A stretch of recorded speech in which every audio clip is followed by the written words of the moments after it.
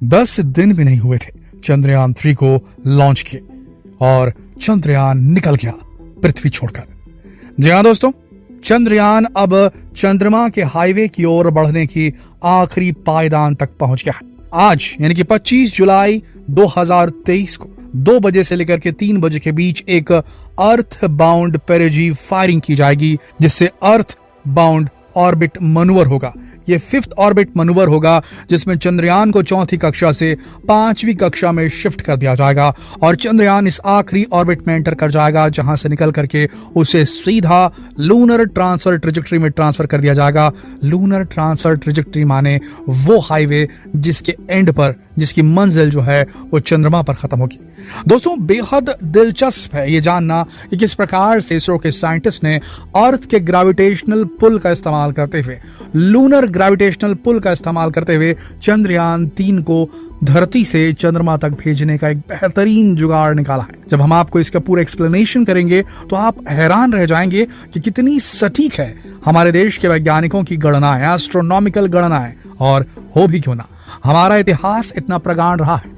बताया जाता था कि महाभारत के अंदर जितने भी बड़े इवेंट हुए उनके बारे में बताने के लिए किसी दिन तारीख का जिक्र नहीं होता था, सिर्फ अंतरिक्ष में देखा जाता था और वहां पर जो सितारों की दशा दिखाई देती थी जमीन से, उसे कैलकुलेट करके बताया गया था कि इस ग्रहण को इसकी मृत्यु हुई, उस जो स्टार्स की जो पोजीशन थी उस दौरान में जो है अभिमन्यु का चक्रव्यूह एंट्री हुआ। ऐसा उन्होंने पूरा एक्सप्लेनेशन किया था।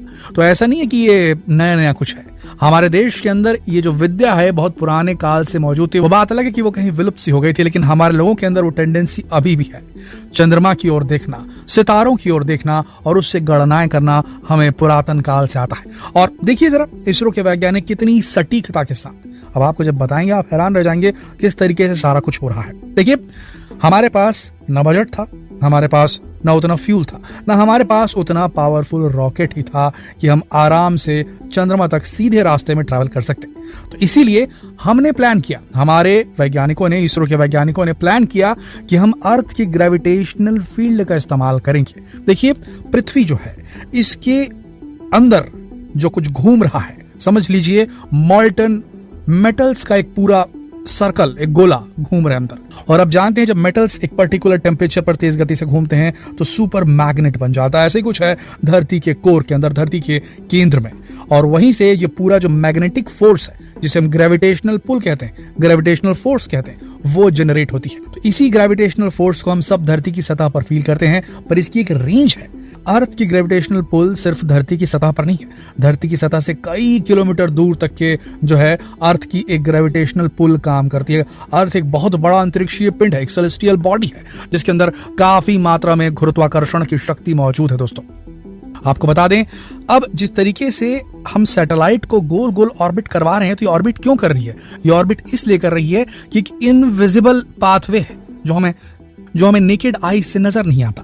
ये पाथवे है, अब समझ लीजिए रोड बनी हुई है, जिसमें उसके पावर के चलते, ग्रेविटेशनल पुल के चलते जो है हमारे जो सैटेलाइट्स हैं, हमारे जो भी यान हैं, जिन्हें हम जिस तरीके से स्लिंग शॉट मैनर में अंतरिक्ष में कहीं भेजना चाहते हैं, वो गोल गोल घूमते हैं। तो एक इनविजिबल एक रोड बनी हुई है जिसमें घूम रहा है अभी हमारा चंद्रयान।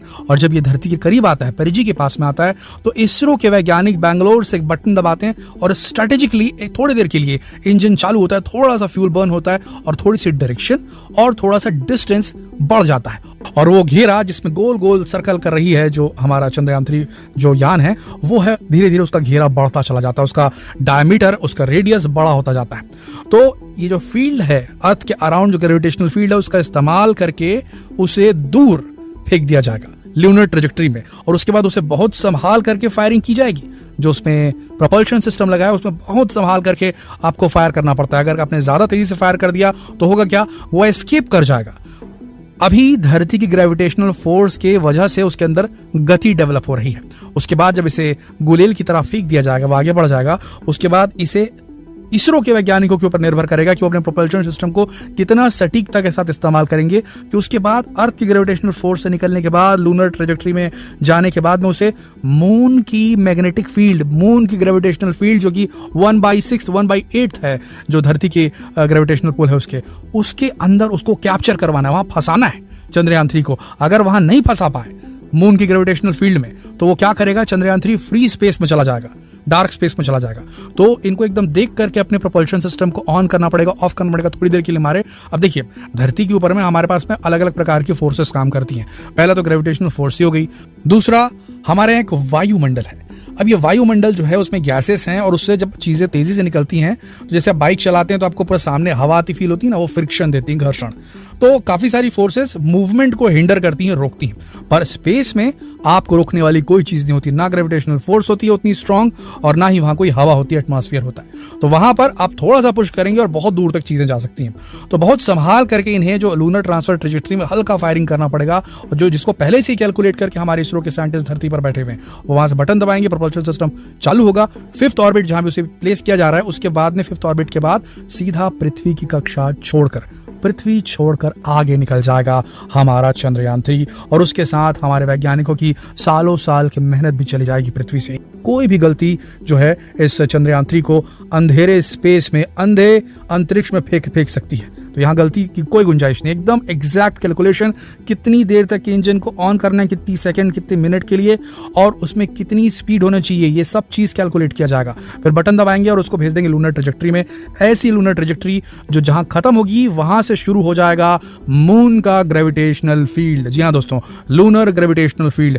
जब ये लूनर ग्रेविटेशनल फील्ड में फंसेगा हमारा चंद्रयान 3, तब ये वापस से उसकी मैग्नेटिक फील्ड में प्रभावित होकर के अंदर कैप्चर होने के बाद में गोल गोल वहां चक्कर काटने लगेगा, और उसका इलिप्टिकल जो अंडाकार उसका जो ऑर्बिट है, जो कक्षा है, उसमें उस सर्कल मारने लगेगा। और आखिरी में जब आखिरी ऑर्बिट होगा तो उस एक इलिप्टिकल ऑर्बिट को सीधा सर्कुलर ऑर्बिट में कन्वर्ट कर दिया जाएगा। 100 बाई 100 यानी 100 किलोमीटर की डिस्टेंस पर वो चक्कर काटेगा चंद्रमा का। और उसके बाद धीरे धीरे जो हमारा जो प्रोपल्शन सिस्टम है वो स्पीड को स्लो करना शुरू करेगा, और लैंडर को अलग कर दिया जाएगा, और लैंडर की गति धीरे धीरे धीरे कम होती चली जाएगी, क्योंकि उसमें लगाए गए हैं रेट्रो प्रोपल्शन रॉकेट्स। अब देखिए, वहां पर भी एनवायरनमेंट उतना है नहीं कुछ खास, ऊपर से वहां पर जो ग्रेविटेशनल पुल है वो कमजोर है, लेकिन है तो वहां पर सीधा गिरेगा नीचे। वहां रोकने वाली कोई चीज नहीं, जैसे धरती में है, यहाँ पर हवा है हमारे पास, वहां कुछ भी नहीं है, तो सीधा गिरेगा। तो उसकी गिरने की स्पीड को स्लो करना है। कितना स्लो करना है? 2 मीटर प्रति सेकेंड। 2 मीटर प्रति सेकंड करने से समझ लीजिए 8 किलोमीटर के आसपास स्पीड आनी चाहिए। 8 किलोमीटर प्रति घंटे की स्पीड से जो है उसे लैंड कराना है। तो बहुत सारे मनूवर्स होंगे उस दौरान, और उस समय जो है अभी तो हमारे जो वैज्ञानिक है 5वें ऑर्बिट में उसे मैनुअली यहाँ से अर्थ से कर रहे हैं, जिसे अर्थ बाउंड पेरिजी फायरिंग कहा जाता है, और इससे अर्थ ऑर्बिट मनूवर होगा वहां पर 5वें नंबर का। लेकिन जब चंद्रयान वहां उतरेगा, जो उसका आर्टिफिशियल इंटेलिजेंस से लैस ब्रेन बनाया गया, कृत्रिम दिमाग उसके अंदर दिया गया है चंद्रयान 3 के अंदर, वो खुद डिसाइड करेगा कि मुझे कितनी स्पीड रखनी है, कैसे मैं 2 मीटर प्रति सेकंड की स्पीड को पा पाऊंगा, कैसे अपनी स्पीड कम कर पाऊंगा, कौन सी जगह मेरे उतरने के लिए सही है, कहां पर बोल्डर मिल सकते हैं, कहां पर समतल जगह मिलेगी, उस सब को चेक करके फिर उसके बाद धीरे से उतरेगा और इतिहास रच देगा। तो सोचिए जरा दोस्तों कि ये बात सही है कि नहीं। हमारा जो इतिहास रहा है एकदम सटीक एस्ट्रोनॉमिकल कैलकुलेशन करने का रहा है, और वो अब दिखने लगा है हमारे देश के साइंटिस्टों की बुद्धिमत्ता में।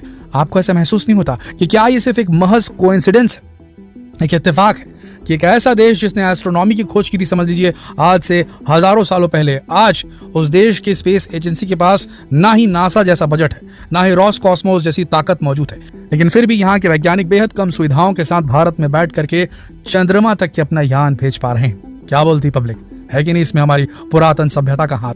नीचे कमेंट सेक्शन में लिख करके अपने विचार जरूर व्यक्त करें, और जितना हो सके इस वीडियो को शेयर करें फेसबुक पर, व्हाट्सएप पर, यूट्यूब पर। जल्द मिलते हैं आपसे अगले वीडियो में, तब तक के लिए आप सबका इस वीडियो के अंत तक बने रहने के लिए दिल से धन्यवाद।